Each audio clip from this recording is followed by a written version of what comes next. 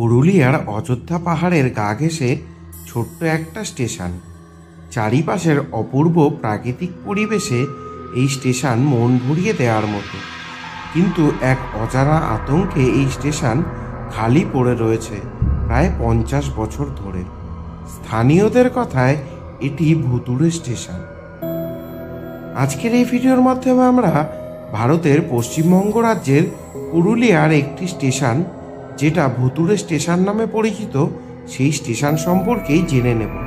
তার আগে একটি অনুরোধ, চ্যানেলে যারা প্রথমবারের মতন এসেছেন তারা অবশ্যই চ্যানেলটি সাবস্ক্রাইব করে পাশে থাকা বেল আইকনটি প্রেস করে দেবেন পরবর্তীকালে এই ধরনের ভিডিও সবার আগে দেখার জন্য। চ্যানেলের ভিডিওগুলো যদি ভালো লেগে থাকে অবশ্যই লাইক এবং শেয়ার করতে ভুলবেন না।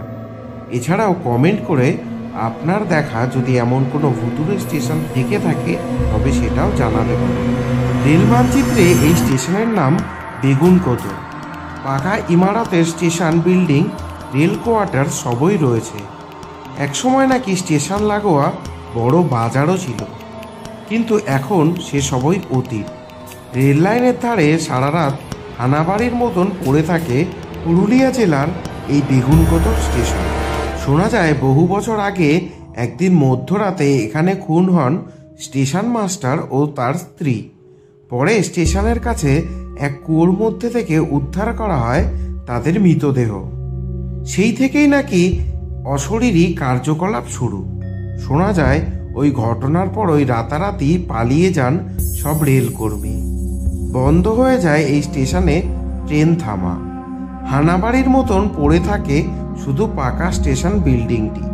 1967 থেকে 2009 সাল পর্যন্ত এমনই দশা চলে।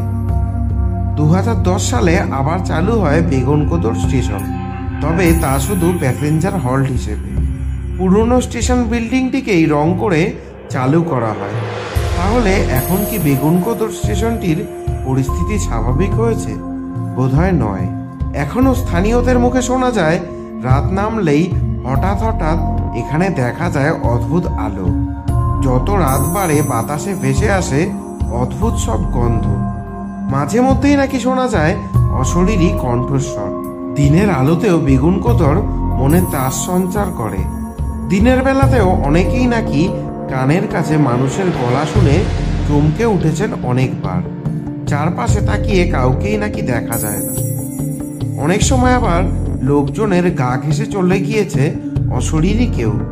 আচমকা ধাক্কা খেয়ে সচেতন হয়েছেন কেউ কেউ, কিন্তু যার সঙ্গে ধাক্কা লাগলো তার দেখা মেলেনি। এমনই নানা গল্প স্থানীয় লোকজনের মুখে শোনা যায়। এখনো সন্ধ্যার পর স্টেশন বিল্ডিংয়ে ত্রিসীমানায় কাউকে দেখতে পাওয়া যায় না। সন্ধ্যা 6টা নাগাদ এই স্টেশনে থামে রাঁচি চন্দ্রপুরা ধানবাদ প্যাসেঞ্জার। এরপর আর কোনো ট্রেনের স্টপেজই দেওয়া হয়নি এখানে। নেই কোনো রেল কর্মী। সন্ধ্যার পরে আর কেউ আসেন না এখানে। এখনো একরাশ ভয় আতঙ্ক নিয়ে সারাদিন ফাঁকা পড়ে থাকে পুরুলিয়ার এই বেগুনকোদর স্টেশন। কমেন্ট করে জানাতে পারেন যদি আপনি এই বেগুনকোদর স্টেশনের উপর দিয়ে কখনো ট্রেন যাত্রা করে থাকেন।